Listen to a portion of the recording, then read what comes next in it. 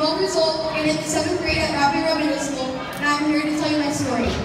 I was 9 and in the 3rd grade. A law had already happened that year, and it was only March. My foster brother Michi had went to live with his aunt after he stayed with us for a year, and my baby sister Sammy was born. I came home from the hospital to tell my mom that my eye hurt. She thought it was just allergies, so I put a wet washcloth on it and laid down. The next day, me and my brother both didn't feel well, so we went to the doctor's office. The doctor said that we just had a small fever and that was it. I was really upset because it was going to be my spring break and I would have a fever. But little did I know what was coming. The next day, my mom came into my bedroom with fear. I felt perfectly fine. My eye was swollen and huge. It looked like a giant tomato in my opinion. My mom posted a picture on Facebook asking if anyone knew what was going on.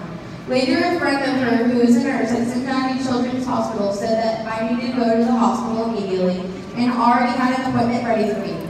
I was very nervous at this point. After the car ride there, I went to the eye department and my giant tomato eye was looked at.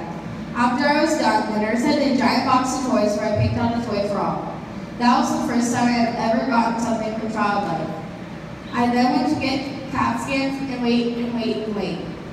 Then a nurse came in and told me and my mom and kind of me that I was going to need an emergency surgery that night since I had orbital cellulitis and an abscess in my right eye close to my brain. Another nurse came in with an iPad so I could play on it while I got my IV, which by the way wasn't not fun at all. I then went to a room with my mom and dad where we all prayed for me to be okay. 5 seconds later, a bunch of people walked in suits and got me on a bed. While I waited to fall asleep, the nurses put a warm heated blanket on me as I fell asleep. It was a miracle that night because a plastic surgeon named Dr. Narak from the Cincinnati Eye Institute was there to do my eye surgery, and Dr. Meyer was there to do my sinus surgery at the same time. It was like my brother Connor and sister Emma, who had passed away with anencephaly, had brought them to me.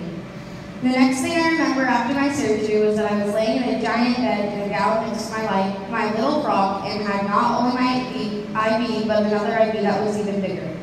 I remember telling my mom I had a dream that I went to the American Girl store and I got to spend $200. And then I thought I could buy tons, and now I know that I could only buy $1 2 little things. When I was there for my 5 days, Child Life had helped me a lot. I had to take 1.5 giant syringes of gross old strawberry medicine that haunts me to this day, extremely early in the morning, in the afternoon, evening, and before I went to bed. I hated taking it. I was mad that I had to take the medicine, and I wanted to play the game Clue since that is one of my most favorite games. A man from Child Life came in and told me if I finished my medicine before he came back from Child Life, he would bring me the game and also bring a prize. Knowing I would get a prize, I decided to take my medicine, and like he promised, the man came back with Clue and prizes. I got a little germ and a Barbie doll. When I got the game out, I was very upset because I couldn't play it because there were missing pieces of the game. Even though I was upset, I'm happy it happened to me that sad spring day. When I came home from the hospital, everyone wanted to help me and asked if I needed anything. But I didn't need anything. I was about perfectly healthy. I remember being in the hospital and not being able to play Clue. It was very disappointing. I decided to ask people to donate board games and toys so that I could give them to Child Life. I was able to collect over $350 in iTunes gift cards and donated over 250 board games. I was lucky and got to be featured in the newspaper with my American Girl shirt on, and also featured on the news. Also because of the board game drive, my family and I are now a part of the Cincinnati Children's Champions program. The next year when I was staggering in the 4th grade, we had a project called Market Day. We had to make something to sell, and I made clay pigs. That was and still is my favorite animal. What started out as a fun project for school became a big fundraiser. I started Anna's Pig Farm and sold my clay pigs to raise money for Cincinnati Children's Hospital's Child Life Department. I needed help making pigs, so my friends and family helped.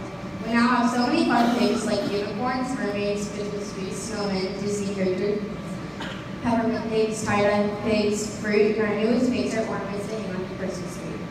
I have done so many pig sales, and I have gotten to be on the news with my pigs, and also received a $500 grant from Disney Be Inspired and Youth Service America. I recently started going to my old elementary school to make pigs with first graders and told them about how I raised money for the hospital. I have raised almost $5,000 for Anna's Pigs Farm. Right now, I just finished a tour drive for the food pantry in my neighborhood, and I'm on the Vocation Advisory Council at the hospital for the 2nd year, and I'm the champion of the Children's Spiritual Network. I have had an amazing experience at the hospital and has given me so many amazing opportunities. I already know that when I grow up, I want to be a child life specialist or something to help the hospital. Thank you for helping us all happen because raising the Cincinnati Children's Hospital and listening to my story. Have a glorious day, and go Bearcats!